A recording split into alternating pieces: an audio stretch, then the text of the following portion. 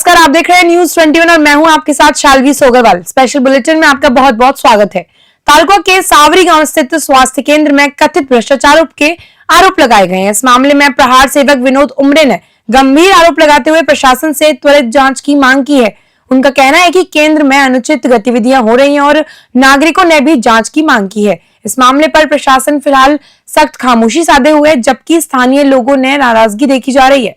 News 21 की team ने इस मामले पर स्पेशल ग्राउंड रिपोर्ट तैयार की, जिसमें फुटेज में स्पष्ट रूप से स्वास्थ्य केंद्र में गड़बड़ियों और भ्रष्टाचार के संकेत दिखाई दिए। विनोद उमरे ने अधिकारियों से अपील की है कि मामले की तुरंत निष्पक्ष जांच कर दोषियों के खिलाफ कार्रवाई की जाए। नागरिकों और स्थानीय समाज सेवकों ने भी जांच की मांग का समर्थन किया, ताकि स्वास्थ्य सेवाओं में पारदर्शिता और जिम्मेदारी सुनिश्चित हो सके। चिमूर से जगदीश मेश्राम की खास रिपोर्ट देख रहे हैं आप। इसी केंद्र में कितने गांव जुड़े हुए हैं और कितने यहाँ पे डेली पेशेंट मिनिमम कितने आते हैं? यहाँ आरोग्य केंद्र मार्फत 21 गाव जुळलेले आहेत, 3 उपकेंद्र आहेत. रोज म्हणजे पेशंट कमीत कमी 100-150 राहतात.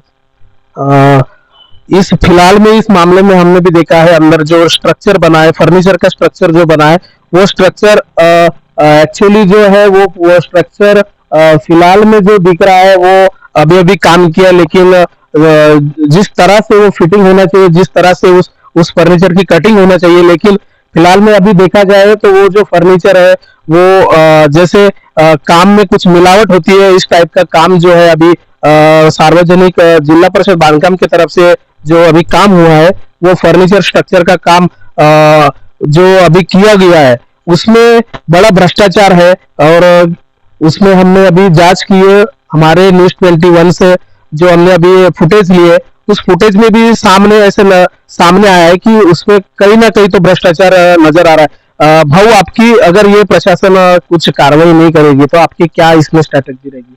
हम जन आंदोलन उभा करेंगे, जन आंदोलन।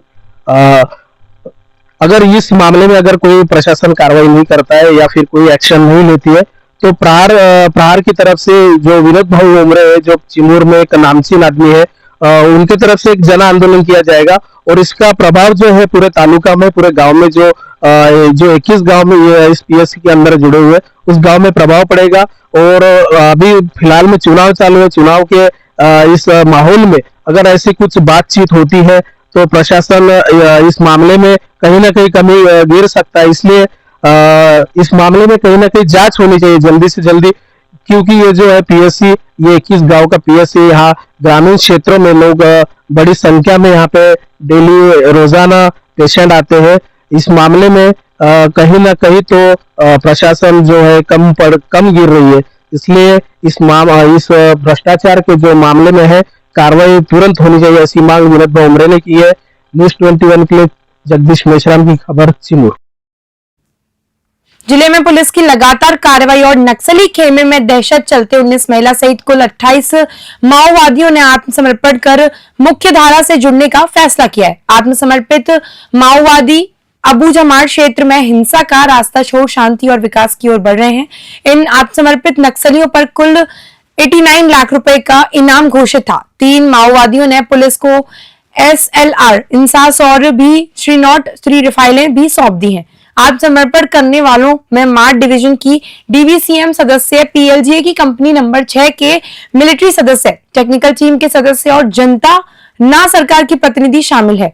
नारायणपुर SP रॉबिन्सन गुड़िया ने बताया कि वर्ष 2025 में जिले में अब तक कुल 287 माओवादी कैडर आत्मसमर्पण कर चुके हैं, जिससे यह स्पष्ट है कि क्षेत्र में विश्वास और शांति स्थापित हो रही है।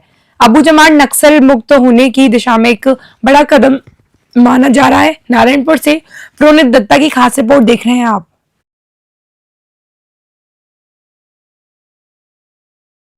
जैसे इसमें MMC जोन की बात है, जो हमारा सीमावर्ती क्षेत्र का है, फिर भी मैं जैसा पूर्व में भी बताए थे, यदि दंडकारण स्पेशल जोन कमेटी इलाका हो, MMC इलाका हो, तेलंगाना स्टेट कमेटी हो, अन्य जितना भी जो सीमावर्ती क्षेत्र में जो स्टेट कमेटीज है, उन सब के लिए भारत सरकार की ओर से और संबंधित राज्य की ओर से लगातार अपील की जा रही है।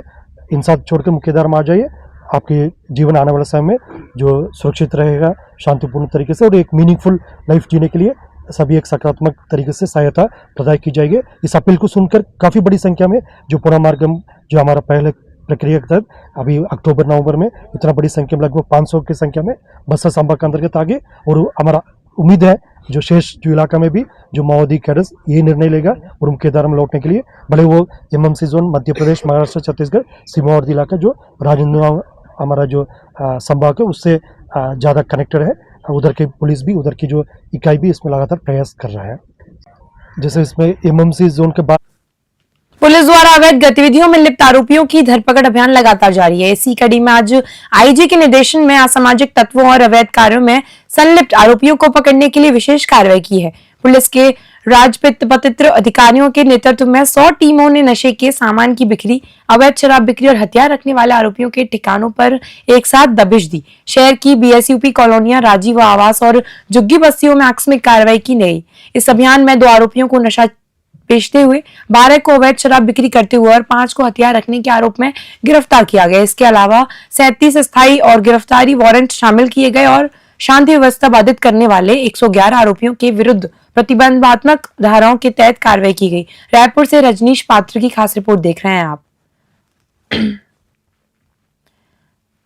रायपुर पुलिस का बदमाशों के खिलाफ लगातार अभियान जारी है, जिसमें गुंडा बदमाश, निगरानी बदमाश, उभरते हुए बदमाश और जो चाकूबाज हैं उनके खिलाफ अभियान जारी है। आज तड़के लगभग 3 बजे के आसपास सभी थाने क्षेत्र के जितने बीएसयूपी कॉलोनी है, जितने बदमाश बस्तियां हैं, वहां हमारी लगभग 500 जवान अलग अलग थानों से और पुलिस लाइन से भी लगभग 150 का बल प्रोवाइड कराया गया था। छापेमारी कार्रवाई की गई है, जिसमें 182 लोगों को थाने लाया गया है, जिसमें गिरफ्तारी वारंट हैं, चाकूबाज हैं, आर्म्स एक्ट और नशे के साथ पकड़े गए हैं कुछ लोग। इस प्रकार से 182 लोगों के खिलाफ आज वैधानिक कार्रवाई की जा रही है और माननीय न्यायालय में उनको पेश किया जाएगा। कोतवाली थाना क्षेत्र में विद्यांचल कॉलोनी में मंगलवार सुबह 8 बजे एक नाबालिग की दर्दनाक मौत हो गई। 15 वर्षीय देवराज अपनी पल्सर मोटरसाइकिल से दूध लेने निकला था, लेकिन वंदना कॉन्वेंट के पास मोटरसाइकिल फिसलकर दीवार और घर के बाहर रखी टंकी से टकरा गई। घायल देवराज को देखकर जिला अस्पताल पहुंचाने के लिए एम्बुलेंस कॉल किया गया, लेकिन मदद नहीं मिली। मकान मालिक दीपक झा और परिजन निजी वाहन में उसे अस्पताल ले गए, जहां चिकित्सकों ने मृत घोषित किया। पोस्टमार्टम प्रक्रिया शुरू होने पर परिजन और मकान मालिक ने विरोध किया। हंगामे के बाद पुलिस ने समझाइश दी। राठौर समाज और मृतक के रिश्तेदारों की समझाइश पर देवराज का शव अंततः पोस्टमार्टम के लिए भेजा गया। गुना से विनोद सोनी की खास रिपोर्ट देख रहे हैं आप।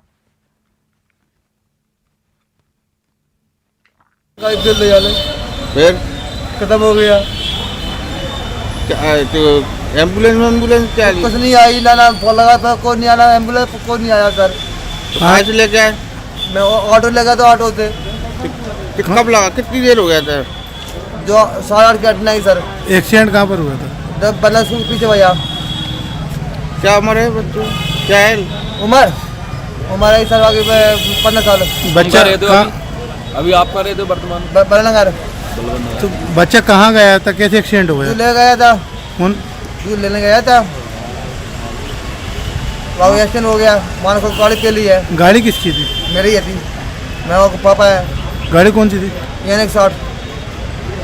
तो आप क्या चाहते हो आप? हाँ बैतूल में एक शराबी सिपाही की लापरवाही से सड़क हादसा हुआ, जिसमें 2 लोग गंभीर रूप से घायल हो गए। घटना नीम पानी के पास रात 11 बजे हुई, जब नशे में धुत सिपाही शिव कुमार कुमरे तेज रफ्तार बाइक से सामने जा रहे 2 लोगों से पीछे से टक्कर मार दी।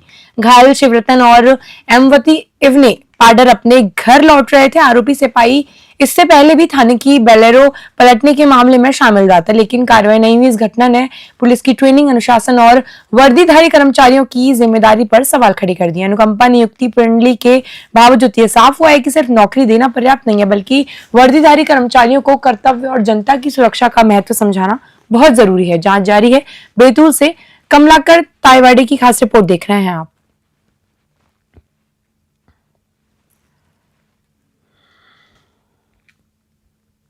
पुलिस अधीक्षक अंकित सोनी के निर्देशन में शहर के वंदना कॉन्वेंट और क्राइस्ट स्कूल में बाल सुरक्षा जागरूकता कार्यक्रम आयोजित किए गए। कार्यक्रम में छात्र छात्राओं और शिक्षक शिक्षिकाओं को ऑपरेशन मुस्कान के तहत बाल सुरक्षा उपायों और सतर्कता संबंधी जानकारी दी गई। कार्यक्रम का उद्देश्य नाबालिग छात्रों को संभावित जोखिमों के प्रति जागरूक करना और किसी भी विपरीत परिस्थिति में तुरंत पुलिस की सहायता लेने के लिए प्रोत्साहित करना था। इसके अंतर्गत गुड टच बैड टच की समझा हेतु लघु फिल्म कोमल का प्रदर्शन किया गया, जिससे बच्चों को सुरक्षित और द्वारा सुरक्षित स्पर्श की जानकारी दी गई। एसपी अंकित सोनी ने बच्चों को सलाह दी कि अनजान लोगों से अनावश्यक बातचीत या नजदीकी ना बढ़ाएं और असहज स्थिति में तुरंत परिवार या पुलिस को सूचित करें। इसके अलावा यातायात नियम और सोशल मीडिया के संबंध में भी बच्चों को सतर्क रहने की जानकारी दी गई। गुना से विनोद सोनी की खास रिपोर्ट देख रहे हैं आप।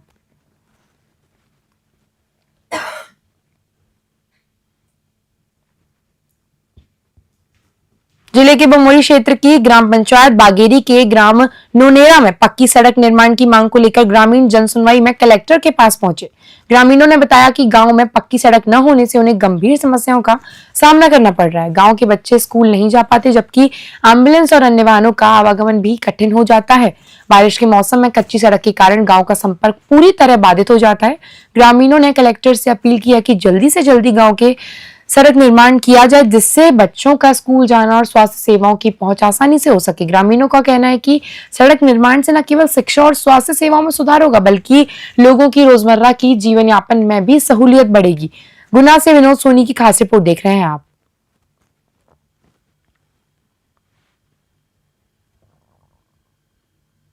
जिले में अवैध रेत परिवहन की कार्रवाई को लेकर बड़ा खुलासा हुआ है। कांग्रेस प्रदेश उपाध्यक्ष मनोज शाह पर अवैध रेत कारोबार में हस्तक्षेप और कार्रवाई को रोकने का आरोप लगाया। मनोज शाह पूर्व मंत्री कमलेश्वर पटेल की नजदीकी बताए जा रहे हैं।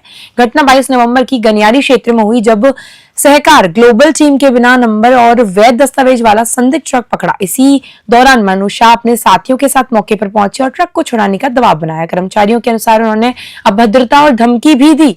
समर्थकों ने कंपनी के वाहनों को भी नुकसान पहुंचाया। शहर सीएसपी पुन्नू परस्ते ने पुष्टि की है कि सहकार ग्लोबल की शिकायत पर मनोज शाह सहित 3 लोगों के खिलाफ एफआईआर दर्ज की गई है। प्रशासन ने कहा है कि अवैध खनन पर कार्रवाई जारी रहेगी और किसी भी राजनीतिक दबाव को स्वीकार नहीं किया जाएगा। सिंगरौली से अमित पांडे की खास रिपोर्ट देख रहे हैं आप। मारपीट हुई है सर, उसमें मामला कायम किया, क्या मामला है सर उसमें? जी, फरियादी मुकेश सिंह ने थाना बैढन में मनोज शाह, विनोद शाह व लाला शाह के विरुद्ध रेत से लोड हाईवा को रोकने के संबंध में ये जो घटना घटी उसके संबंध में जो है मारपीट हुई, इसीलिए उन्होंने थाना बैढन में एफआईआर रजिस्टर्ड कराई है। पुलिस आगे मामले में अनुसंधान कर रही है। बताया जा रहा है कि मनोज शाह कांग्रेसी नेता है। इस बारे में जानकारी नहीं है, तथ्य जुटाए जा रहे हैं, इन्वेस्टिगेशन। रेत की गाड़ी भी पकड़ी गई सर। जानकारी इसमें जुटाई जा रही है, वास्तविकता क्या है तथ्यों को पता लगा करके आगे की कार्रवाई करेगी।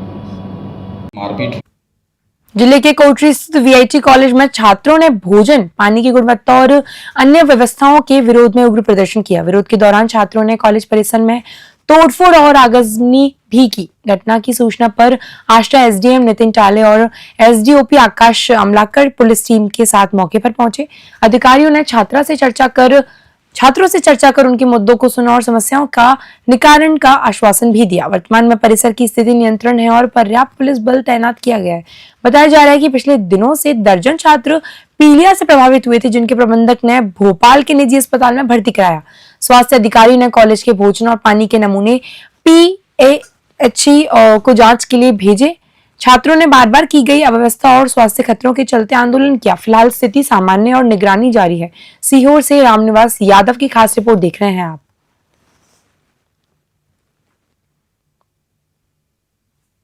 वीआईटी कॉलेज आष्टा के छात्र पानी की समस्या से परेशान थे तथा लगातार बीमार पड़ रहे थे। कल रात वीआईटी कॉलेज के छात्रों द्वारा पानी और खाने की गुणवत्ता को लेकर मैनेजमेंट से चर्चा की गई, परंतु कोई समाधान न मिलने पर 3-4 हजार बच्चों द्वारा कॉलेज परिसर में तोड़फोड़ तथा आगजनी की सूचना प्राप्त हुई थी। सूचना मिलते ही थाना आष्टे का बल, आसपास के थानों का बल तत्काल मौके पर पहुंचा। पुलिस और प्रशासन की टीम भी पहुंची। प्रशासन द्वारा, पुलिस द्वारा बच्चों को उचित समझाइश दी गई। साथ ही साथ मैनेजमेंट से भी चर्चा कर समाधान के प्रयास किए गए हैं। वर्तमान में स्थिति पूर्णतः नियंत्रण में है। पुलिस बल मौके पर उपस्थित है। टिचौड़ी तहसील के उत्कृष्ट सीनियर कन्या छात्रावास में 2 छात्राएं स्कूल परिसर से गायब होने की घटना ने सुरक्षा व्यवस्था पर गंभीर सवाल खड़े कर दिए। सुबह छात्राएं स्कूल पहुंची, पहला पीरियड अटेंड की और बाद में बैग स्कूल में रखकर गायब हो गईं। बैग मिलने के बाद स्टाफ को स्थिति का पता चला। छात्राएं 4-5 किलोमीटर दूर गोंडू मंडाई गांव में अपनी सहेली के घर मिली। हालांकि छात्राएं सुरक्षित थीं, लेकिन इस घटना ने स्कूल और छात्रावास की सुरक्षा व्यवस्थाओं की पोल खोल दी। कवर्ड कैंपस और कैमरों के बावजूद छात्राएं बिना किसी की जानकारी के बाहर चली गईं। प्रभारी सहायक आयुक्त ने कहा कि गलती स्कूल प्रबंधन की है और प्रिंसिपल से जवाब मांगा गया है। इस घटना ने दिखाया है कि छात्रावासों और विद्यालयों में सिर्फ सुरक्षा कागजों पर है, जमीन पर नहीं। बैतूल से कमलाकर तायवाड़े की खास रिपोर्ट देख रहे हैं आप। एक 12th की बच्ची थी और एक 10th की बच्ची थी। वो हॉस्टल से आई, समय पर स्कूल का संचालन किया। 1 फर्स्ट पीरियड के बाद शायद 12 बज के कुछ मिनट पर वो बच्चियां बाहर गई और बैग वहीं रखे बाहर चली गई। रेसेस तक तो बच्चियों ने इंतजार किया, आ रहे होंगे, परंतु रेसेस के बाद जब पता चला कि वो नहीं आई तो बच्चियों ने चपरासी को खबर की। तत्काल प्रिंसिपल मैडम जो प्रभारी थे उस समय, उनके मस्तक थी। मैडम ने तत्काल अपने स्टाफ के सहयोग से इधर उधर फोन लगवाए बच्चियों के, पता किया। फिर अधीक्षक जब 4:30 पौने पाँच के बाद वो हॉस्टल नहीं पहुंची तो मैडम ने भी खबर किया। सोनी मैडम है अधीक्षिका, उनके द्वारा मुझे फोन लगाया गया। मैंने तत्काल कहा कि रिश्तेदारों से बात करें, पालकों को बुलाएं। हालांकि उनकी सर 12th की जो बच्ची उसके पिताजी नहीं है, तो मौसी के पास पढ़ती है बच्ची। तो पता किया कि गवर्नमेंट नहीं है कोई पास 4-5 किलोमीटर, वहां अपनी सहेली के यहाँ 12वीं की बच्ची थी, वो अपनी सहेली के यहाँ ले गई 10th वाली। पता चल गया जैसे ही तो उसको क्रांति भूमि के सावरी गांव के जिला परिषद स्कूल में आज भारतीय संविधान दिवस धूमधाम से मनाया गया। कार्यक्रम में स्कूल के छात्रों ने संविधान के महत्व पर भाषण दिया और ओडिशा नृत्य प्रस्तुत कर अपनी प्रतिभा दिखाई। छात्रों ने मराठी शब्दों का ओडिशा भाषा में अनुकरण भी किया, जिससे कार्यक्रम और आकर्षक बन गया। संविधान दिवस की शुरुआत जिला परिषद स्कूल से पूरे गांव में प्रभात फेरी निकालकर की गई। इस अवसर पर स्कूल के प्रधानाचार्य, सावरी ग्राम पंचायत के सचिव और ग्राम पंचायत के सदस्य भी मौजूद रहे। छात्रों ने संविधान के मूल्यों पर, आदर्शों पर अपने विचार साझा किए और सभी को नागरिक कर्तव्यों के प्रति जागरूक किया। कार्यक्रम का उद्देश्य युवाओं में संविधान के प्रति सम्मान और देशभक्ति की भावना को बढ़ाना बताया गया। यह आयोजन सावरी गांव में शिक्षा और संस्कृति के प्रति बच्चों की रुचि और जागरूकता को बढ़ाने वाला साबित हुआ। चिमूर से जगदीश मेश्राम की खास रिपोर्ट देख रहे हैं आप।